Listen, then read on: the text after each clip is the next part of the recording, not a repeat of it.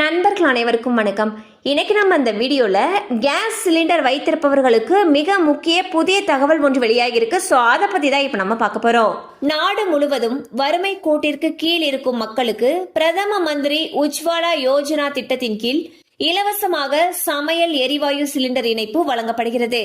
இந்த திட்டத்தின்படி கோடிக்கணக்கான மக்கள் இலவசமாக சமையல் எரிவாயு இணைப்பை பெற்று வருகிறார்கள். பிரதம மந்திரி உஜ்வாலா திட்டத்தின் கீழ் கேஸ் இணைப்பு பெற்றவர்களுக்கு 372 ரூபாயும் மற்றவர்களுக்கு 47 ரூபாயும் மானியமாக மத்திய அரசு வழங்குகிறது.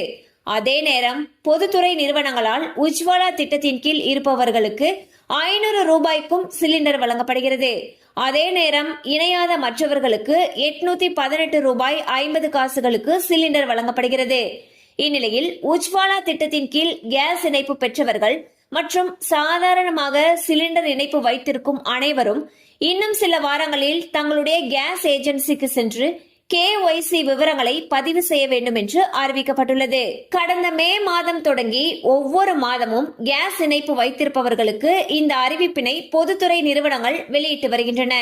கடைசி நாள் தேதியை நீட்டித்தபடியே வருகின்றன.